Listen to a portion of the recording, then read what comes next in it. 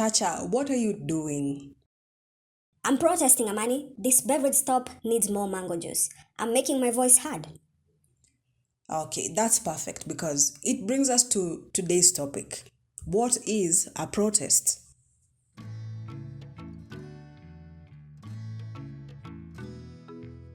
A protest is when people come together to show how they feel about something they think is unfair or needs to change. It's a way to share ideas, ask for fairness, or stand up for what's right. Protest can take many forms. We have marches where people walk together holding signs. We have music or art where people use creativity to share a message. We have chants or speeches which aim to inspire and inform. We have online campaigns where people use the internet to reach more people, and we even have silent demonstrations where people stand quietly together to make a point. There's been many famous protests from around the world. These are a few examples. The Salt March in India in 1930. Mahatma Gandhi and thousands of people walked for days to the sea to protest a salt tax. They didn't use violence, just peaceful walking and courage. Their protest became a symbol of how peaceful actions can bring change. The civil rights marches in the US between the 1950s and the 1960s.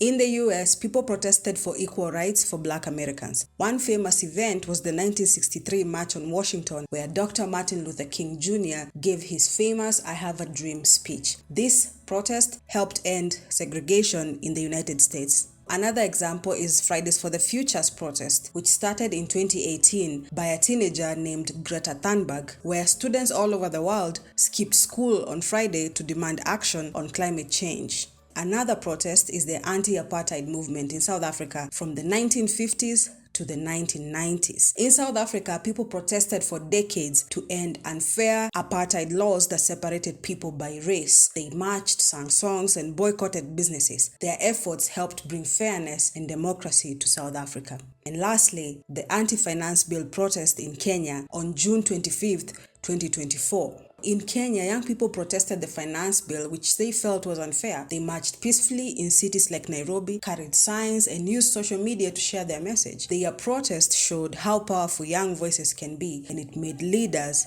pay attention. So, why do people protest? For many reasons. The first one, to raise awareness. Protests help people learn about important issues. Number 2, to spark change. Protests encourage leaders to listen and sometimes change laws or policies. And number 3, to stand together. Protesting helps people feel united in a cause. So, are protests always good? Protests are powerful, but they can also cause disruption. Sometimes they block roads or stop normal activities. Protests can be misunderstood. If protests turn violent, the message can get lost.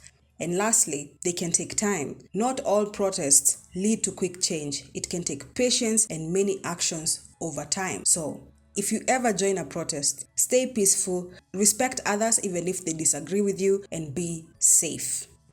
Okay, Chacha, it's quiz time. Name one famous protest we talked about today. That's easy. The anti-finance bill protest in Kenya in 2024. That's right.